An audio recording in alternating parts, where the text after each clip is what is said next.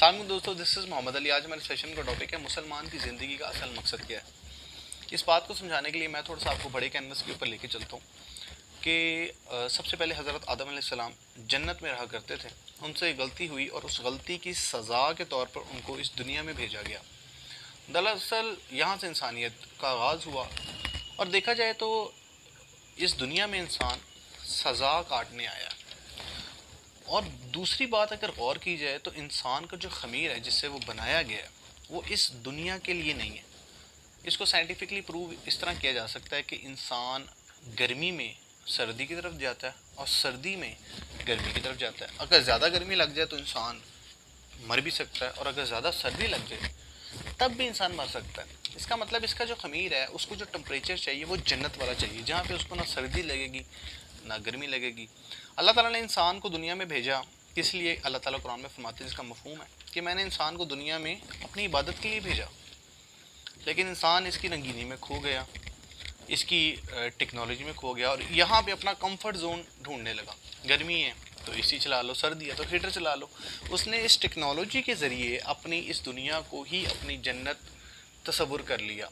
اصل میں مقصد کیا تھا؟ انسان مسلمان جب اپنا اصل مقصد بھول گیا کہ وہ یہاں پہ اللہ کی عبادت کے لیے آیا ہے اور یہاں سے اس نے واپس جانا ہے، اور روز محشر میں جب اس کا حساب ہوگا تو نیکوکاروں کو جنت ملے گی اور جو بدکار ہوں گے، گناہ گار ہوں گے، ان کو جہنم میں ڈالا جائے گا۔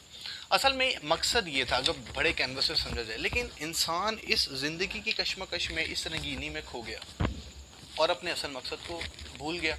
اگر آج آپ ایک غیر مسلم نوجوان سے اس کی زندگی کا مقصد پوچھیں گے تو وہ کہے گا کہ میری زندگی کا مقصد ہے پیسہ کمانا۔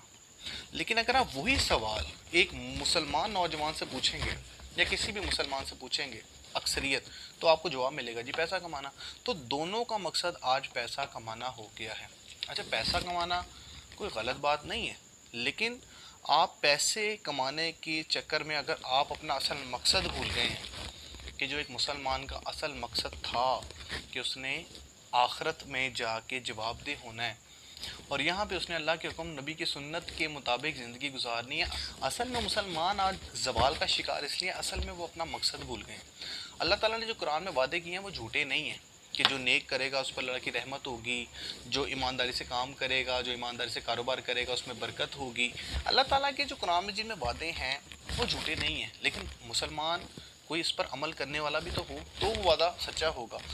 آج کے انسان کے اندر یہ سوچ پائی جاتی ہے کہ کیونکہ ٹیکنالوجی آ گئی ہے کہ وہ سمجھتا ہے کہ میرے پاس عقل کل ہے، میں بہت سمجھدار ہوں، تو میں اپنی عقل سے جو چیز کر رہا ہوں اس سے مجھے بڑے نتائج ملیں گے، اور ملتے بھی ہیں، کیونکہ اللہ تعالیٰ فرماتے ہیں کہ جو دنیا مانگتا ہے میں اس کو دنیا کچھ دے دیتا ہوں، لیکن آخرت میں اس کا کوئی حصہ نہیں۔ تو ہمیں تو دنیا اور آخرت کی کامیابی چاہیے، وہ کیسے ملے گی؟ اس کا جواب ہے، اللہ تعالیٰ فرماتے ہیں کہ میری نبی کی زندگی میں تمہارے لیے نمونہ موجود ہے۔ میں یہ سوچ رہا تھا کہ اگر دولت ہی مقصد ہے، پیسے کمانا ہی مقصد ہے، تو اگر اللہ تعالیٰ، آپ صلی اللہ علیہ وسلم اللہ تعالیٰ سے دعا کرتے کہ یا اللہ مجھے دنیا کا دولت مند اور امیر ترین انسان بنا، تو کیا اللہ تعالیٰ ان کی دعا قبول نہ فرماتے؟ اور آپ صلی اللہ علیہ وسلم دنیا کے امیر ترین انسان نہ ہوتے؟ لیکن اللہ تعالیٰ نے قرآن مجید میں امیر ترین انسانوں کو عبرت بنا دیا۔ قارون کے پاس جتنے خزانے تھے، جتنی امیر تھا وہ، جتنی دولت تھی، وہ عبرت بن گیا۔ قرآن میں ذکر ہے فرعون کے پاس ایک پوری سلطنت تھی، پوری حکومت تھی اس کی مصر کے اوپر، عبرت بن گیا۔ تو اللہ تعالیٰ نے عبرت بنایا ایسے لوگوں کو جن کے پاس طاقت بھی تھی، اختیار بھی تھا، مال بھی تھا، روب بھی تھا، دبدبہ بھی تھا، ان کو عبرت بنا۔ نبیوں کے پاس تو بظاہر کوئی طاقت نہیں تھی، کوئی دولت نہیں تھی، کوئی ان کے پاس سلطنت نہیں تھی، کوئی حکومت نہیں تھی، بہت زیادہ پروٹوکول نہیں تھا جس طرح کہ قارون اور فرعون کے پاس تھا، لیکن اللہ تعالیٰ نے ان کو سرخرو کیا، قرآن میں جن ان کا ذکر ہے۔ اور جن کے پاس دولت تھی، بظاہر حکومت تھی، ریاست تھی، دبدبہ تھا، ان کو اللہ تعالیٰ نے عبرت بنا دیا۔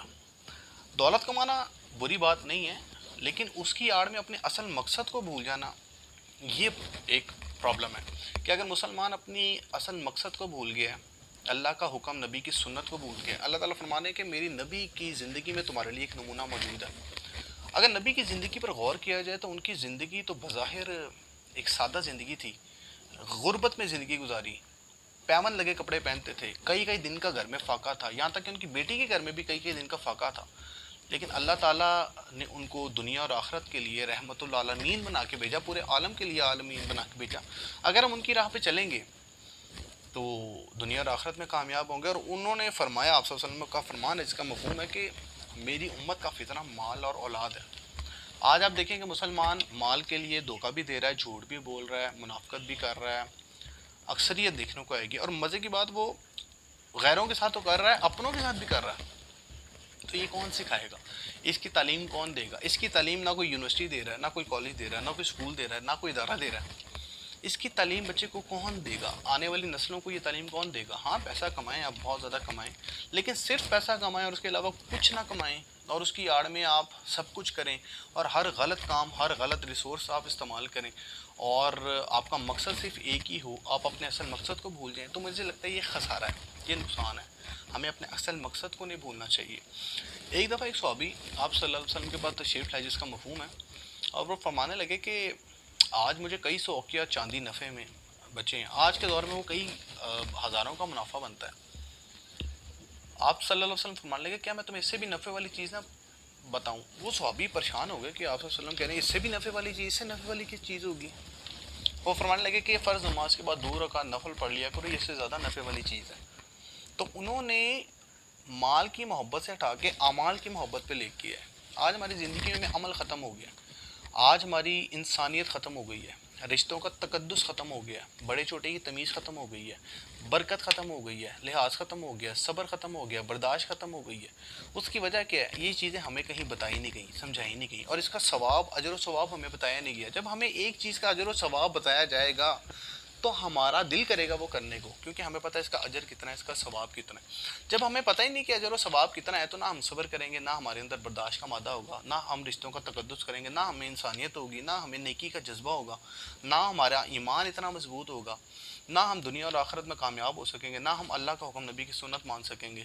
تو ہمیں ابھی بھی اپنے اصل مقصد کو پہچاننا چاہیے، اور ہمیں آگے آنے والی نسلوں کو یہ بتانا چاہیے کہ ہمارے اصل مقصد کیا ہے، ہمارے آباء و اجداد کا اصل مقصد کیا تھا۔ اگر آپ یہ دیکھیں کہ داتا صاحب کو دیکھ لیں، مولانا رومی رحمۃ اللہ علیہ کو دیکھ لیں، جتنے بڑے بزرگ کو دیکھ لیں، علامہ اقبال رحمۃ اللہ علیہ کو دیکھ لیں، جتنے اللہ کے ولی تھے، جتنے اللہ کے بڑے بزرگان دین تھے، ان کے پاس کوئی خاص دولت نہیں تھی، کوئی خاص مال انہوں نے نہیں کمایا تھا۔ لوگ ان کے پاس جاتے تھے روحانیت کے لیے، اسپرچویلٹی ان کے پاس تھی۔ لیکن آج کے دور میں اگر وہ ہوتے تو ہو سکتا ہے، یہ میں ایسا سوچتا ہوں، یہ میری آبزرویشن ہے، کہ جی لوگ ان کو کہتے ہیں کہ جی ان کے یوٹیوب پہ فالوور کتنے ہیں، یار یہ کون سی گاڑی میں آ رہے ہیں، یار ان کا پروٹوکول کتنا ہے، یار ان کی جائیداد کتنی ہے، یار ان کا گاڑی کتنا ہے، پھر ہم ان کو فالو کریں گے۔ اس زمانے میں تو کچھ بھی نہیں تھا، نہ فالوور تھے، لیکن لوگ آج بھی ان کا نام یاد کرتے ہیں، ان کو یاد کرتے ہیں، آج بھی ان کے جو کال ہیں، آج بھی ان کی جو باتیں ہیں وہ سنہری حروف سے لکھی جاتی ہیں۔ وہ کیا تھا؟ ان کے پاس کوئی مال و دولت نہیں تھی، ان کے پاس ایک روحانیت تھی۔ ان کے پاس جب لوگ آتے تھے تو اپنی پریشانی کا حل ملتا تھا، لوگ ان کے پاس آتے تھے اپنی پریشانیوں کو حل لے کے، ان کو حل مل جاتا تھا، دعا کروانے آتے تھے، دم کروانے آتے ہوں گے۔ تو کیا تھا ان کے پاس؟ اصل میں ان کے پاس ایمان کی دولت تھی، جس کو دیکھ کے لوگ آتے تھے۔ جو شاید آج کے دور میں، ٹیکنالوجی کے دور میں، وہ فالوورز کے اوپر چلی گئی ہے، پروٹوکول کے اوپر چلی گئی ہے، پیسے کے اوپر چلی گئی ہے۔ ہم اگلے کی بات بعد میں سنتے ہیں، پہلے دیکھتے ہیں اس کا پروٹوکول کتنا ہے، اس کے فالوورز کتنے ہیں، یہ بندہ برانڈ ہے کہ نہیں۔ تو اگر یہ چیز مٹیریلسٹک چیزیں ہو جائیں گی، اور ہم ہر چیز کو مٹیریلسٹک بنا لیں گے، اسلام کو بھی اگر مٹیریلسٹک بنا لیں گے، یا ایمان کو بھی مٹیریلسٹک چیزوں سے جوڑ لیں گے، تو میرے خیال سے یہ بہت بڑا خسارہ ہے۔